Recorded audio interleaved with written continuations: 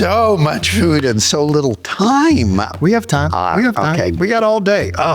My name's Elijah Alexander, and this is the show where we get to know your favorite cast members one secret at a time. Take it easy over there, pal. Terrified. Your secret's safe with us. Okay, good. This isn't about interrogation. It's about conversation. Welcome to The Spy Who Fed Me.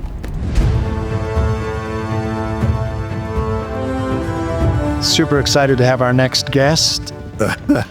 I'm super excited. Why don't you tell us who you are? Yes. And what you do on The Chosen? I'm Richard Fancy, and I play Caiaphas, the high priest of Jerusalem, the high priest, actually, of the Jews at the time. And tell us a little bit about your love of baked goods. Oh. And where that came from, your connection with your past, with family, childhood memories, adult memories. Well, I'm an actor, so you can see at the moment sensorially I'm giving you Which is good? It's very good, yeah. My mother also cooked with a lot of butter, and this is really delicious. So yes, it brings up childhood memories. You come from a family of artists, screenwriters, performers. My mother, first of all, was an actress in radio, but first in vaudeville. And I married into a family who, my wife should have known better. Her parents were writers, and her father had a rough time of it during the blacklist. So she knew how awful show business can be.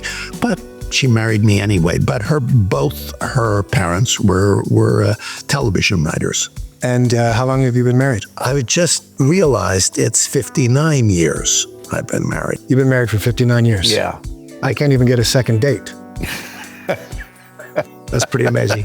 I knew I wanted to be an actor when I was 15 years old. And I fell in love with the right person.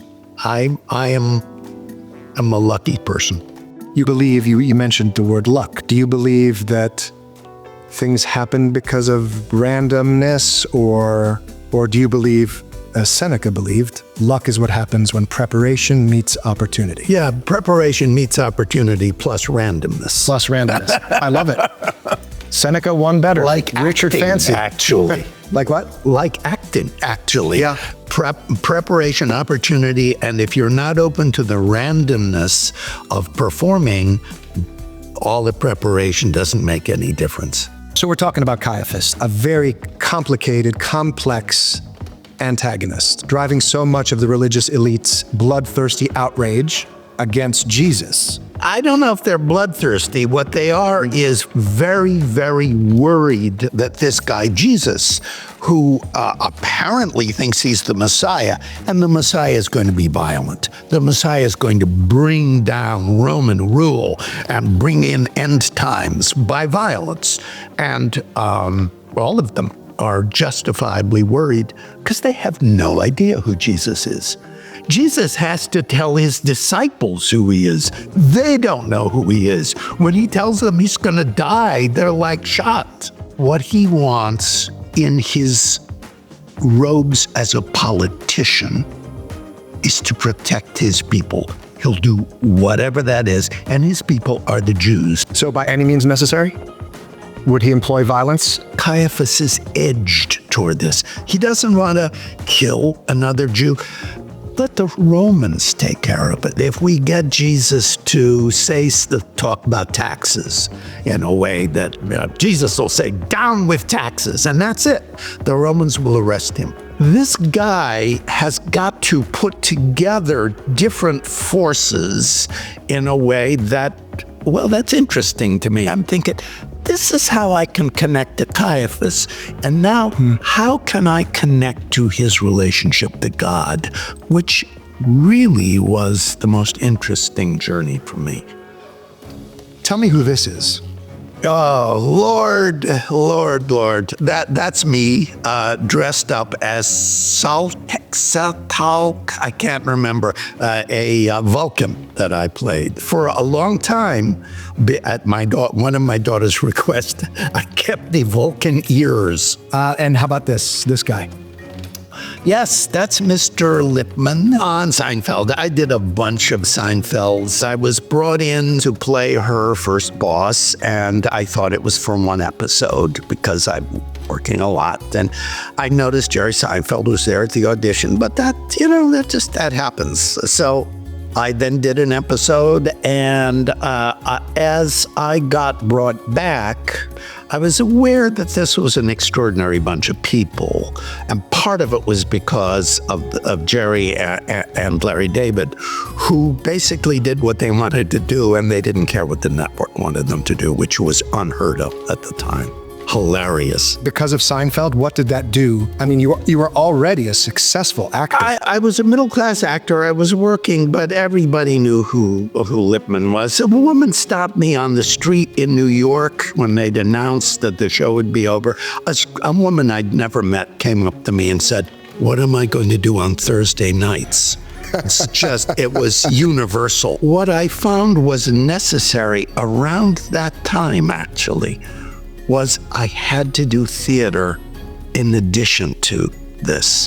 Jason Alexander used to say the thing that he did not like about doing Seinfeld or any 5-day, half-hour show is that you're always stuck with your first idea. So true. Yeah, and in a play, you have time to grow. To explore. Okay, so 2 truths and a lie. Okay. Paras Patel Yes. plays Matthew. Began his acting career while working in finance. Used to make money juggling fruit at a Renaissance fair. Wow. And has played an LA-based film noir detective in a political crime thriller. One of those 3 statements is a lie. Can you point it out, Richard Fancy? Boy, that's interesting. I think the last one is the lie.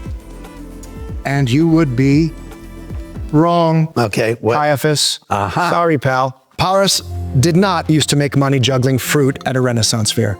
He has played an LA-based film noir detective, and he did work in finance. He's just so perfect in this role that it's hard to see him in any other context. All right. I've taken up enough of your time, and you probably need a nap after all this sugar. This is going to start to crash. Not yet. I feel great. Final question. Yes. Which character on The Chosen do you love to hate? I was just watching Paul as Herod Oedipus the other night. It's so enjoyable watching what a despicable human being he is. And I know him, I've worked with him, he's not that guy. So my pleasure also is just the fullness of commitment he has to that awful guy. I agree. Yes. I agree. He is fully embodying that. And brilliantly Yes, he's doing so. wonderful. Okay, Richard. Those are all my questions. You're free to Excellent. go, but don't leave town. I'm not leaving town. I'm kidding. It's We'll a catch you pleasure. later. Okay, lovely. Thank you for your time. I Lovely. really appreciate it. Thank you. I love you, pal. See you soon. And we'll be in touch. You want me to get up or shall I stay here? What's good? Why don't you get up and Yes. feel free to take this with you? Oh, no. Come on. No. Stop. This is my gift to you all. Lovely seeing you, man. Lovely to see you. And I'm excited to get back on the ice, as they Yes, say in the good. theater. Good. Back on the ice with you. Take care. Good chat. Like I said, we'll be in touch. And it's time for me to get into this cake. Let's have a big piece for Atticus. Yeah, he's got a big appetite. See you next time on The Spy Who Fed Me. This spy's gonna feed himself. Good chat.